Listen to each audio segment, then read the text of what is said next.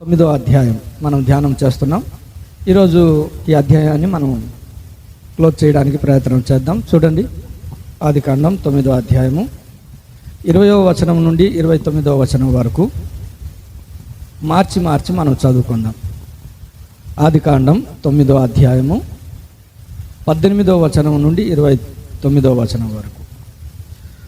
ఓడలో నుండి వచ్చిన నోవాహు కుమారులు షేము, హాము, యాపేతు అనువారు. హాము కనానుకు తండ్రి. నోవాహు వ్యవసాయము చేయనారంభించి ద్రాక్ష తోట వేసెను. అప్పుడు కనానుకు తండ్రి అయిన హాము తన తండ్రి వస్త్రహీనుడయుండుట చూచి బయటనున్న తన 2 సహోదరులకు ఆ సంగతి తెలిపెను.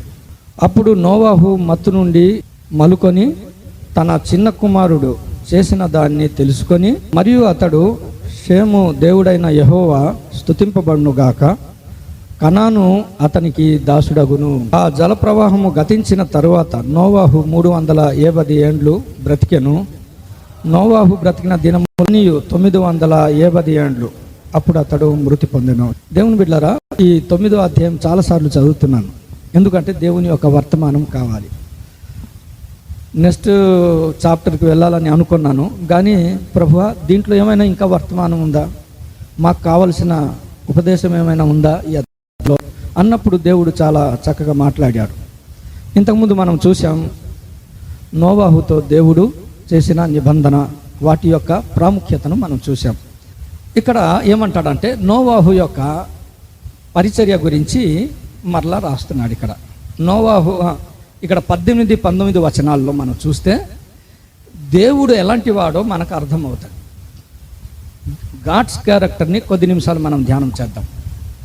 20 నుండి ఈ 29 వచనాల వరకులో మనము 20-21 వచనాలు మనం చూస్తే 22 వచనాల వరకు నోవాహు గురించి మనం కొన్ని ధ్యానం చేయాలి. తర్వాత 23 నుండి 29 వరకు 2 రకాలైన గుంపులు ఉన్నారు.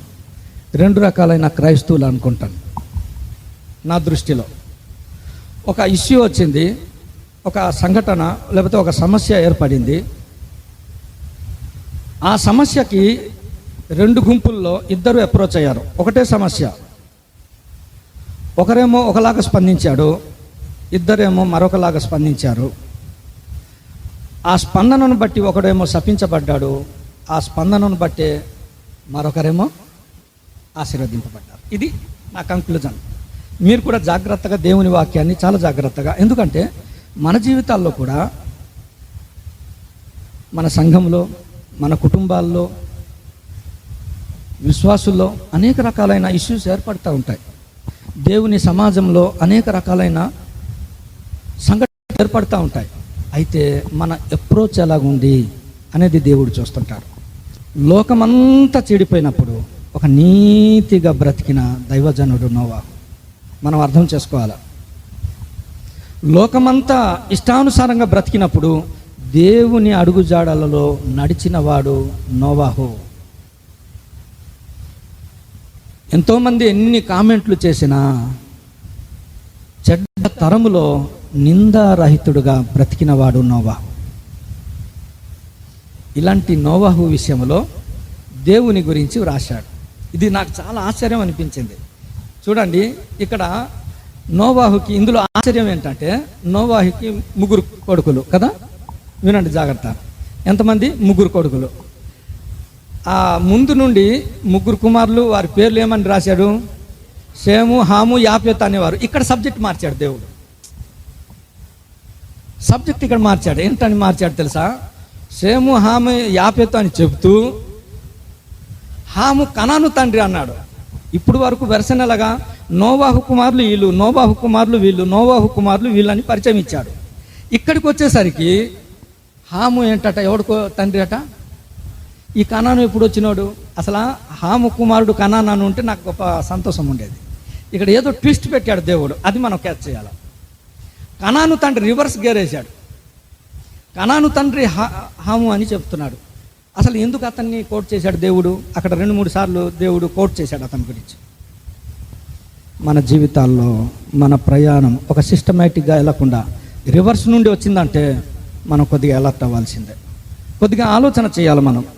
ఎందుకు దేవుడు కనానును కోట్ చేస్తూ కనాను తండ్రి హాము అన్నాడు? మనం కొద్దిగా ఈరోజు ఆలోచన చేయాలి. దేవుడు ఇక్కడ మనం చూస్తే ఇక్కడ ఏమని వ్రాయబడిందంటే చూడండి, దేవుని గురించి, ఓడలో నుండి వచ్చిన నోవాహు కుమారులు షేము, హాము, యాపేతు అనువారు. హాము కనానుకు తండ్రి. ఈ ముగ్గురు నోవాహు కుమారులు. వీరి సంతానము భూమి అంతటా వ్యాపించెను. వ్యాపించెను అనే మాట విన్నప్పుడు నా హృదయంలో ఎంత ఆనందం తెలుసా? నీ దేవుడు ఎలాంటి వాడు అంటే ఒక మాట ఇచ్చి మర్చిపోయేవాడు కాదు. వీళ్ళు వ్యాపించక మునుపు చెడ్డతనంలో బ్రతికారు. 500 సంవత్సరాల్లో నిందారహితుడుగా ఉన్న ఈ నోవాహును ఏమన్నాడు తెలుసా? దేవుడు అంటాడు, నీ కుటుంబము నీతో పాటు జీవరాశుల్ని ఓడలోనికి తీసుకొని రమ్మంటాడు. మీరు 7వ అధ్యాయం 1 నుండి 7 వరకు చూస్తే అక్కడ ఒక పదం మీకు కనిపిస్తుంది, ఓడలోనికి ప్రవేశించుడి అంటాడు. 7వ వచనం చూస్తే వాళ్ళందరూ ప్రవేశించిరి అనే పదం కూడా అక్కడ వ్రాయబడింది. దేవుడు ఓడలోనికి వెళ్ళాడు, ఓడలోనికి వాళ్ళందరినీ రమ్మని పిలిచారు. ఇంగ్లీష్లో అదే మాట ఉంటుంది. తర్వాత 8వ అధ్యాయం 1వ వచనంలో ఏమని ఉంది తెలుసా? జ్ఞాపకము చేసుకున్నాడు. రమ్మన్నాడు, వచ్చిన తర్వాత గాలికి వదిలేలే, వాళ్ళని విడిచిపెట్టలేదు దేవుడు. అక్కడ ఉన్న వారిని జ్ఞాపకం చేసుకున్నాడు. రెండవది దేవుని యొక్క గుణ లక్షణాలు, కొద్ది నిమిషాలు చెప్తాను. మూడవది ఇక్కడ మనం చూస్తే, ఇక్కడ మనం ఈ 8వ అధ్యాయము 15 నుండి 19 వరకు చూస్తే మీరు బయటికి రమ్మన్నాడు. ఇప్పుడు ఎందుకు బయటికి రమ్మన్నాడు ఒక్కసారి చదువుదామా? 8వ అధ్యాయము 15 నుండి 19 వరకు ఎందుకు రమ్మన్నాడు? ఫలించి అభివృద్ధి. ఓడలో ఉండిపోతే మరి మీరు ఫలించలేరు అంటే, ఇప్పుడు చాలా జాగ్రత్త వినండి. దేవుని మాట అంగీకరించేవాళ్ళు, దేవుని మాట వినే ఏ బిడ్డ అయినా సరే, ఎవరైనా సరే, ఎలా రక్షించాలో దేవునికి బాగా తెలుసు. నోవాహు తన కుటుంబము దేవుని మాట వినే కుటుంబం. అందుకే జలప్రళయం నుండి, దేవుని ఉగ్రత నుండి రక్షించడానికి దేవుడు ఒక ప్రణాళిక చేశాడు. దేవుని మాటలు మనం విన్నప్పుడు మనల్ని, మన సంఘాన్ని, మన కుటుంబాన్ని రక్షించువాడు ఎవరట? దేవుడే. అది గమనించాలి. నంబర్ 2, రక్షించిన దేవుడు దినదినము మనల్ని జ్ఞాపకం చేసుకుంటూ ఉంటాడు. ఈ మాట విన్నప్పుడు మనకు ఎంత ఆనందం అనిపిస్తుంది. ఒక గొప్ప వ్యక్తి మనల్ని జ్ఞాపకం చేసుకుంటే మన హృదయంలో ఎంత ఆనందం, ఎంత సంతోషం. ఈరోజు అన్న చెప్పాడు కదా, వారి జీవితాల్లో అది కళా నిజమా అన్నట్టు అనిపించింది. అందుకు దేవుడు వారిని జ్ఞాపకం చేసుకున్నాడు. 430 సంవత్సరాలు తర్వాత వారి జీవితాలు జ్ఞాపకం చేసుకున్నప్పుడు ఎంత ఆనందం. 70 సంవత్సరాలు తర్వాత దేవుడు జ్ఞాపకం చేసుకుని విడుదల ఇచ్చినప్పుడు ఎంత ఆనందం. దేవుడు మనల్ని కూడా దినదినము జ్ఞాపకం చేసుకుంటాడు. తెలుసా, దేవుని రక్షణలో మనం కొనసాగినప్పుడు, దేవుని రక్షణ ప్రణాళికలో మనం కొనసాగినప్పుడు, జలప్రళయముకి ఈ ఓడ ఇటు అటు అవుతూ ఉంది కదా. ఈ ఓడలో ఇదేం బాధరా బాబు అనేసి దిగిపోయామనుకో, ఇంకా అడపని అంతే. అందుకే బాప్తిస్మము, ఆ ఓడ సాదృశ్యం నేను దేనికి చెప్పానట ఇంతకుముందు, అది బాప్తిస్మానికి సాదృశ్యం. బాప్తిస్మపు అనుభవంలోనికి వచ్చిన తర్వాత ఇదేం కష్టం, వీళ్ళతో ఈ జీవరాశులతో నేను ఉండడం ఏంటని దిగిపోయావా, ఇంకా నీ పని అంతే. ఇంకా బయట ఏటుందట, ముంచేసే నీళ్లు ఉన్నాయి, లోకముంది, నిన్ను ముంచేస్తాయి. మూడవది, నిన్ను విస్తరింప చేయడానికి దేవుడు ప్రణాళిక వేశాడు. నువ్వు ఓడలో ఉన్నావు, నువ్వు రక్షణలో కొనసాగుతున్నావు, నీ గురించి ప్రణాళిక. ఎంత మంచి దేవుడు, నిన్ను ఎలా రక్షించాలో దేవుడు ఆలోచిస్తున్నాడు. కేవలము నువ్వు దేవుని మాటలు విని దేవుని యందు విశ్వాసం ఉంచి నువ్వు కొనసాగుతూ ఉంటే నిన్ను, నీ కుటుంబాన్ని రక్షించడానికి దేవుడు ప్రణాళిక కలిగి ఉంటాడు. ఆ రక్షణ ప్రణాళికలో నువ్వు కొనసాగుతూ ఉంటే దినదినము నిన్ను జ్ఞాపకం చేసుకుంటూ ఉంటాడు. నీకు ఏ హాని కలగకుండా, నీకు ఎటువంటి నష్టం కలగకుండా దేవుడు నిన్ను ఆదరిస్తూ, బలపరుస్తూ, నిన్ను సంతోషపరుస్తూ ఉంటాడు. నీ నోటి నిండా నవ్వు ఉంచినవాడు దేవుడే. నీ దుఃఖమును చేసేవాడు దేవుడే. అంత మాత్రమే కాదు, పరిమితమైన నీ జీవితాన్ని ఫలింపచేసి విస్తరింపచేసేవాడు దేవుడు. ఎంత మంచి దేవుడు. అలాంటి దేవుని మనం కలిగి ఉన్నాం. రెండో భాగంలో మనం చూస్తే నోవాహు గురించి మనం చూస్తే, నోవాహు ఎలాంటి దైవజనుడు అంటే 500 సంవత్సరాలు నిందారహితంగా బ్రతికిన నీతిమంతుడు. ఓడను సిద్ధం చేయమంటే 100 సంవత్సరాలు ఎటువంటి డ్యామేజ్ లేకుండా, ఎటువంటి లూప్ హోల్స్ లేకుండా ఎంత పర్ఫెక్ట్ కలిగి ఆ అసైన్మెంట్ ఫుల్ఫిల్ చేశాడు. దేవుడు ఇప్పుడు రెండో అసైన్మెంట్ ఇచ్చాడు. ఫస్ట్ స్పిరిచువల్ అసైన్మెంట్ 500 సంవత్సరాలు కంప్లీట్ చేశాడు. తర్వాత ప్రజల కొరకు, రక్షణ కొరకు ఓడను సిద్ధం చేయమని మరొక అసైన్మెంట్ ఇస్తే 100 ఇయర్స్, ఒకటి కాదు రెండు రోజులు, అర్థమవుతుందా? 100 ఇయర్స్ ఎంత చక్కగా ఆ అసైన్మెంట్ని ఫుల్ఫిల్ చేశాడు. యావత్తు చేశాను అని వ్రాయబడి ఉంది. దేవుడు చెప్పినట్టు చేశాను అని వ్రాయబడింది. ఇప్పుడు ఒక సంవత్సరం కన్నా ఎక్కువ కదా, ఎక్కడ ఉన్నారట నోవాహు? ఓడలోని జంతువులందరికీ జూ మాస్టర్ ఇతనే. అతను ఉంటే ఏ కుక్క నక్క మీద అరవదు, నక్క కుక్క మీద అరవలే. మేక మీదకి పులి కానీ, పులి మేక మీదకి. అందుకే నేను కూడా చూస్తుంటాను, నక్క కుక్కని కరవకూడదు, కుక్క నక్కని కరవకూడదు అనేసి ఇది మైక్ పట్టుకున్నాను నేను కూడా. అర్థమైందా? దేవుడు అప్పుడప్పుడు మాకు కూడా, దైవ సేవకులు కూడా జూ మాస్టర్ లాగానే, మేము ఫెయిల్ అయిపోయాం అనుకో, ఇంకా నువ్వు అక్కడ ఉండిపోరా అంటాడు దేవుడు మాకు. దేవుని బిడ్డలారా, మన జీవితాల్లో అతని అసైన్మెంట్ చూడండి. ఒక అసైన్మెంట్ చెప్పాడు. ఇప్పుడు రెండో అసైన్మెంట్ ఇక్కడ కూడా చూస్తే, మూడో అసైన్మెంట్, ఓడలో కూడా ఏ జీవరాశి తన వల్ల నష్టపోలే. ఎలాంటి దైవజనుడు అండి. ఇప్పుడు నాలుగోది ఇక్కడికి రండి. ఇప్పుడు 4వ అసైన్మెంట్ ఏంటి తెలుసా? ద్రాక్ష తోట వేశాను. ద్రాక్ష తోట వేస్తే ద్రాక్షలు కూడా అద్భుతంగా ఫలించాయి. నాకు మింగుడు పనని ఒక విషయం ఏంటంటే, ఇంత గొప్ప దైవజనుడు అన్నిట్లో పెర్ఫెక్ట్, ద్రాక్షారసం తాగాడు. మరి ఏం జరిగిందో నాకైతే అర్థం కాలేదు. మీకు అర్థమైతే మీరు తర్వాత వాళ్ళకి మీరు బోధించండి.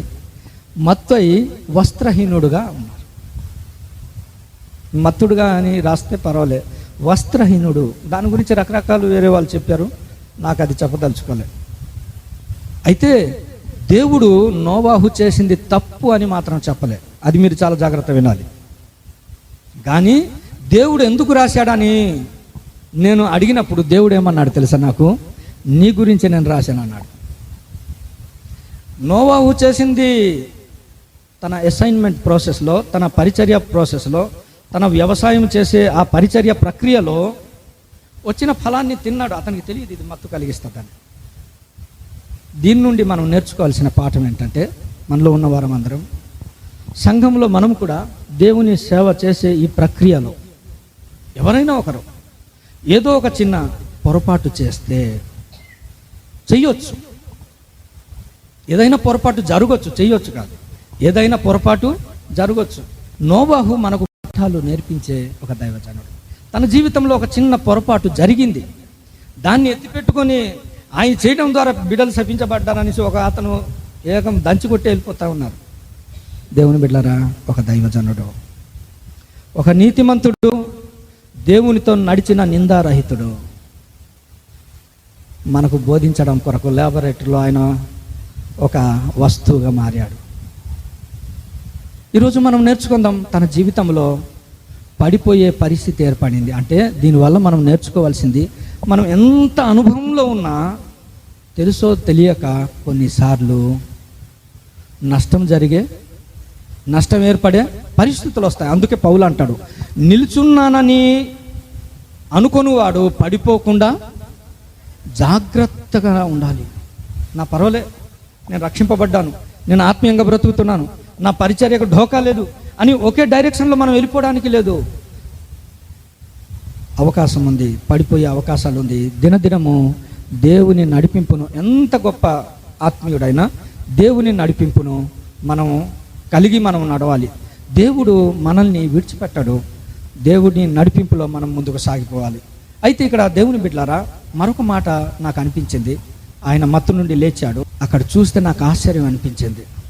జనరల్గా మన కోపం వచ్చింది అనుకో, మన పిల్లలకి తిడతాం, కానీ ఇక్కడ మనవరాళ్ళు ఉన్న వాళ్ళు కూడా ఉన్నారు. మనవాడిని తిట్టగలమా? కోపం అవ్వగలమా? శపించగలమా? అందులో కోపమే కాలేము. కానీ నోవాహు లేచిన తర్వాత కనానును శపించుట ఇక్కడ రికార్డ్ చేయబడింది. అంటే నోవాహు జీవితం ఎంత కలత చెందిందో దేవుని బిడ్డలారా మనం నేర్చుకున్నాం. అన్న ఒక మాట చెప్తూ ఎగతాళి చేసిరి అని ఒక పదం వాడారు. మన జీవితాల్లో అలాంటి పదాలకి మనం దూరంగా ఉండాలి.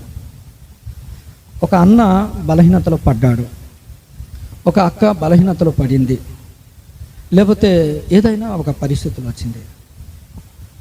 తన హృదయము గాయము చేసినట్లుగా ఎగతాళిగా మనము చేయకూడదు. అది మనకు చాలా ప్రమాదం. హెచ్చరికలు జారీ చేస్తున్నాడు దేవుడు మన జీవితంలో, మన కుటుంబంలోనే. లేకపోతే మనకే ఇది చేస్తే అర్థమైందా? ఎందుకంటే లోకంలో మనం చూస్తుంటాం, చాలామంది బయట వాళ్ళని ఇలా తీసి ఇలా పారేస్తూ ఉంటారు. ఎగతాళి చేసే మాటలు కొన్ని రోజుల వరకు మనల్ని గాయం చేస్తాయి. చూడండి, నోవాహు కనానుని శపిస్తుంటే నేను అది చదువుతున్నాను. నోవాహు హృదయం ఎంత గాయమై ఉంటుంది. ఇంటికాడ భార్యాభర్తలు ఉన్నారు, కలిసి పనిచేయడం దేవుని సంకల్పం. ఇప్పుడు నేను మా దీనమ్మ ఉన్నాం. స్టార్టింగ్లో దీనమ్మకి ఇవన్నీ కొద్దిగా ఏదైనా సబ్బు ఇదైతే ఎలర్జీ వచ్చేది. ప్లేట్లు నేనే కడిగేసేవాడిని. What is the mistake? What is the mistake కదా? అవేమి ఉండవు. కానీ అది పట్టుకొని ఎగతాళి చేసి గాయం చేసి మాట్లాడడం చాలా ప్రమాదకరం. ఇక్కడ చూస్తే మనం నేర్చుకున్నాం ఒక 2 విషయాలు నేను చెప్పి నేను ముగించేస్తాను. నోవాహు నీతిమంతుడు, ఆ సంగతి మనం గమనించాలా. ఒక సమస్య సంఘంలో ఏర్పడినప్పుడు, లేకపోతే దైవ సేవకునిలో ఏర్పడినప్పుడు, ఒక కుటుంబంలో ఏర్పడినప్పుడు నీ అప్రోచ్ ఎలాగుంది? నువ్వు గుర్తించే విధానం ఎలాగుంది? ఇక్కడ హాము ఉన్నాడు, మరొక ఇద్దరు ఎవరు ఉన్నారట? షేము, యాఫేతు ఉన్నారు. వీళ్ళిద్దరు ఒకటి. ఫస్ట్ చూసింది ఎవరు? హాము కుమారుడే. దేవుడు ఎందుకు హాము కుమారుడు అంటే ఈయన కూడా అందులో పాత్ర ఈయనలో ఉంది. దేవుని బిడ్డలారా మనం నేర్చుకుందాం. హామును చూచాడు. హామును చూచినప్పుడు అతను ఏం చేసే అవకాశం ఉంది? వెళ్ళి ఈ సమయంలో యవనస్తులకి ఒక మాట నేను చెప్పదలుచుకున్నాను. తండ్రి వస్త్రహీనుడై ఉన్నాడు, కొడుకు చూచాడు, దాన్ని అవహేళన చేస్తే దేవుడు చాలా సీరియస్గా రియాక్ట్ అయ్యాడు. ఈనాడు యవనస్తులుగా ఉన్నవారు చాలా జాగ్రత్త, ఎవరైనా సరే చాలా జాగ్రత్త ఉండాలి. ఫోన్లో తండ్రి తాలూకా దేహాన్ని చూస్తేనే అంత సీరియస్ అయితే ఫోన్ ద్వారా ఎటేటో చూస్తూ ఉంటారు కదా. మనం పేపర్లో చూస్తున్నాం, వింటున్నాం కూడా, న్యూస్లో వింటున్నాం.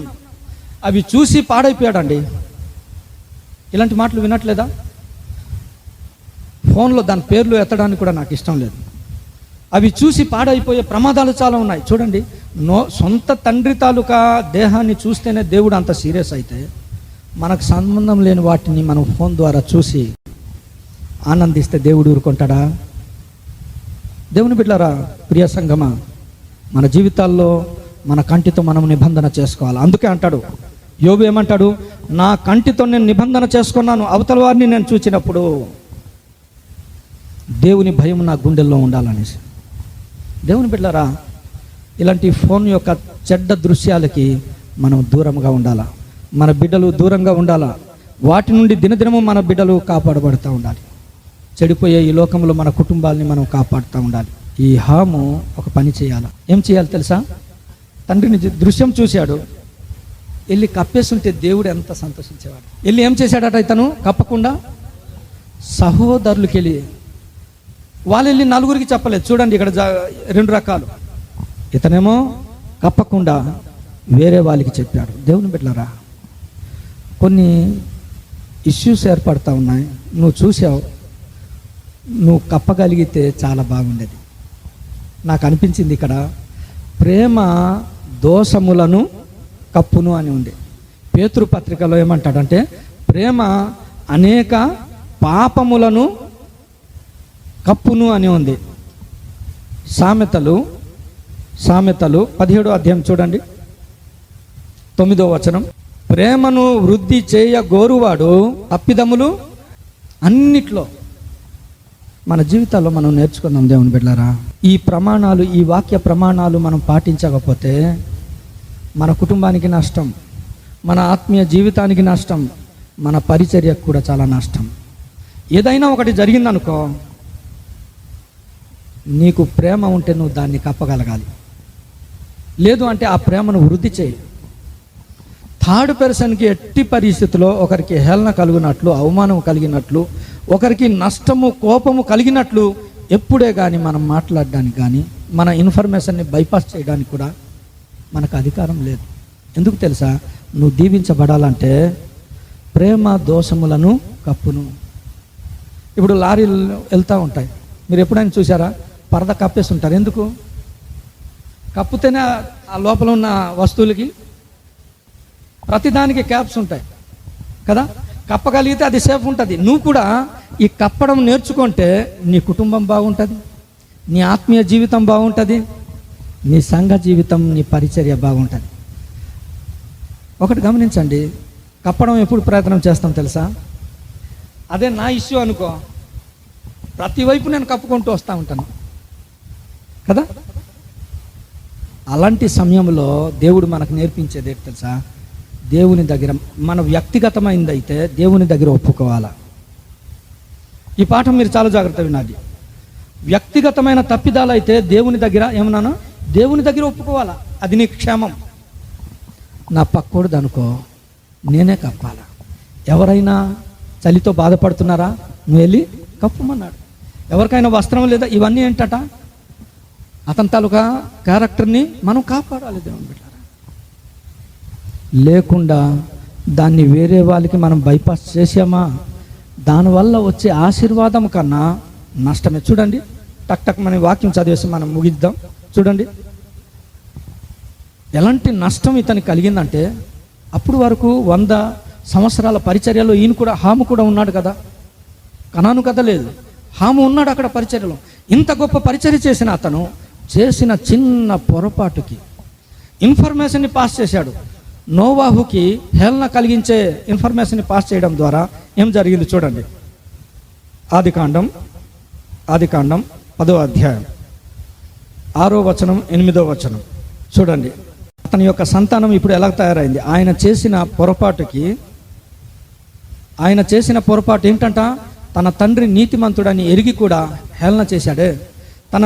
తన తండ్రి దైవజనుడని ఎరిగి కూడా దేవునితో నడిచినవాడని తెలిసి హేళన చేశాడే. దానివల్ల అతనికి అప్పటికి ఏం అనిపించలేదు, కానీ అతని సంతానంలో ఎలాంటి వాళ్ళు తయారయ్యారు? కనాను పుట్టాడు. కనానుకి ఎవరెవరు పుట్టారట? కూసు పుట్టారు. ఈ కూసు ఎలాంటి వాడట? దేవుని యొక్క ప్రణాళికలకు వ్యతిరేకముగా పట్టణాన్ని కట్టినవాడు కదా. ఈ కూసు యొక్క కుమారుడే నిమ్రోదు. ఆ సంతానం అంతా చూస్తే చాలా భయంకరమైన సంతానంగా మారింది. చూడండి, తర్వాత 15వ వచనం నుండి చదవండి. మీరు తర్వాత చదవండి. ఎలాంటి జనాంగం తెలుసా వీళ్ళు? దావీదు వరకు ఇశ్రాయేలు ప్రజల్ని వేధించి బాధ పెట్టిన జనం. దేవునికి ఇష్టమైన సంతానం లేరండి. నాకు ఇవి చదివితే నాకు బాధ అనిపించింది. అయ్యో, చెడ్డ తరంలో నీతిమంతులుగా బ్రతికారే.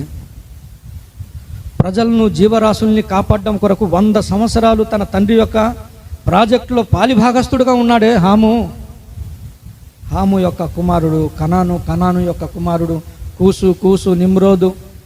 అక్కడ చూస్తే ఆ జనాంగము సీదోను, హేతోను, యబూసీయులు, అమోరీయులు, గిర్గసీయులు, హివీయులు, అర్కీయులు. ఎంత చెడ్డతరం దేవుని బిడ్డలారా. మనం జాగ్రత్తగా ఉండకపోతే, మన ఆత్మీయ జీవితాన్ని జాగ్రత్తగా మనము పరిచర్య చేయకపోతే, మన నుండి వచ్చే సీడ్ ఎంత భయంకరమైంది తెలుసా? ఇంకా ఎప్పుడే కానీ ఈ సీడు దేవునితో కనెక్ట్ అవ్వలే. అయితే ఒక 2 ఉన్నారు, షేము, యాపేతు. ఈరోజు యవనస్తులు మీరు వినాలి, అలాంటి నిర్ణయాలు. అదిగో హాము చూసినట్టు వీళ్ళు చూడలేదండి, చూడ్డానికి వీళ్ళు ఇష్టపడలేదు. చూడండి, నీ జీవితంలో ఇలాంటి దృశ్యాలు చూడలేదు, నా కుమారుడు ఇలాంటి దృశ్యాలు చూడలేదని దేవుడు, ఫోన్లో ఇలాంటి దృశ్యాలు నా కుమారుడు నా కుమార్తె చూడలేదు అని దేవుడు రాయగలిగితే ఎంత బాగుంటుంది. దేవుని బిడ్డలారా, చెడిపోయే లోకంలో ఒక సేము వలె, ఒక యాపి వలె బ్రతకగలిగితే, చూడండి వీళ్ళ తాలూకా డీటెయిల్స్ గురించి రాశాడు. ఏమని రాశాడంటే ఒకసారి చూద్దాం. చూడండి వీళ్ళ గురించి, వీళ్ళ యొక్క సంతానం ఎలాగుందో, సేము యొక్క సంతానం గురించి చూడండి. లూకా సువార్త 3వ అధ్యాయము 36వ వచనం, ఒక్క వచనమే. అంటే నోవాహు సేమును తర్వాత అక్కడ నుండి మీరు కిందకి రండి, అలాగ పైకి వెళ్ళిపోండి. మీరు చదివినప్పుడు ఆ వంశావళిలో ఇది ఎవరి వంశావళి అట, స్టార్టింగ్ యేసుక్రీస్తుని కోట్ చేస్తూ ఆ వంశావళి మొత్తము ఎక్కడి వరకు తీసుకెళ్తాడట, ప్రస్తుతానికి మనం నోవాహు దగ్గరికి. అంటే యేసుక్రీస్తు వంశావళిలో కనెక్ట్ అయిన వంశం ఎవరిది తెలుసా? సేము వంశం. నువ్వు చెడుతనాన్ని నువ్వు దృష్టించకుండా, ఒకవేళ ఒక నీతిమంతుడు ఏదో పొరపాటు చేస్తే అతన్ని బాధ పెట్టకుండా, అవహేళన చేయకుండా నువ్వు దాన్ని కప్పగలిగితే, అతని క్యారెక్టర్ని నువ్వు కాపాడగలిగితే, అతన్ని నీతిమంతుడిగా నువ్వు ఎంచగలిగితే, నీ జీవితంలో యేసుక్రీస్తు వంశావళిలో నువ్వు ఖచ్చితంగా కరెక్ట్గా ఉంటావు, నువ్వు కనెక్ట్ అయి ఉంటావు. కొందరికి మనం హేళన చేయడం క్షణిక కాలం, అది సంతోషం ఇస్తుంది. కానీ దీర్ఘకాలంలో ఇదిగో హాము యొక్క, అతని యొక్క రైల్ ట్రాక్లో ఎక్కడ కనెక్ట్ అవ్వలే, యేసుక్రీస్తు వంశంలో ఎక్కడ కనెక్ట్ అవ్వడానికి అవకాశమే రాలే. కానీ సేములో నుండి ఎలాంటి వాళ్ళు వచ్చారు తెలుసా? అబ్రహాం లాంటి వాళ్ళు వచ్చారు. సేములో నుండి ఎలాంటి వాళ్ళు వచ్చారు తెలుసా? దావీదు లాంటి వాళ్ళు వచ్చారు. గొప్ప గొప్ప దైవజనులు వచ్చారు. యేసుక్రీస్తు వంశవాళి ఫ్లో అయిందండి. దేవుని బిడ్డలారా, మన జీవితాల్లో నేర్చుకుందాం. మన జీవితంలో మన తాలూకా అప్రోచ్ని బట్టి మన ఆత్మీయ విధానం ఉంటుంది. సమస్య ఎప్పుడు వస్తాయి, మన కుటుంబంలో వస్తాయి, సంఘంలో వస్తాయి, వ్యక్తిగతంగా వస్తాయి. మన జీవితంలో ఏ సమస్య వచ్చినా మనం అప్రోచ్ అయ్యే విధానం. దేవుని బిడ్డలారా, కష్టాలు వచ్చింది కదా, బాధలు వచ్చింది కదా అని దేవునికి వ్యతిరేకమైన ఆలోచనలతో మనం వెళ్ళిపోవడానికి లేదు. ఏ పరిస్థితులు వచ్చినా అవతలవాడు నీ దైవజనుడు అన్న సంగతి నువ్వు గమనించాలా. అవతలవాడు నీ సంఘ బిడ్డ అన్న సంగతి నువ్వు గమనించాలా. అవతలవాడు దేవుని పొలములో పని చేసిన వాడని నువ్వు గమనించాలి. అనుకొని ఆ సమస్యను నువ్వు అప్రోచ్ అవ్వాలా. ఒక చిన్న మాట చెప్పి నేను ముగిస్తాను. యేసు ప్రభు వాక్యం బోధిస్తున్నాడు. 3 రోజులు అయిపోయింది. శిష్యులు వచ్చారు, ప్రభు పంపించే తండ్రి 3 రోజులైంది. అప్పుడు నాకు టైము అక్కడ ఇలా చేసి ఒక సిస్టర్ టైం చెప్పేసి అయిపోయింది అని ఇక్కడ చెప్పిన వాళ్ళు లేరు. ఆయన ముగిస్తాను అనుకోండి, ఇక్కడ ఎవరు లేరులేండి. అయితే అలాగే బ్రదర్స్ వచ్చి ఏం చేశారట, ప్రభు 3 రోజులు అయిపోయింది, పంపించే తండ్రి ఇక్కడ ఏ ఫుడ్ లేదంటే దేవుడు ఒక అసైన్మెంట్ ఇచ్చాడు. ఏ అసైన్మెంట్ అట, మీరే ఆహారం పెట్టండి.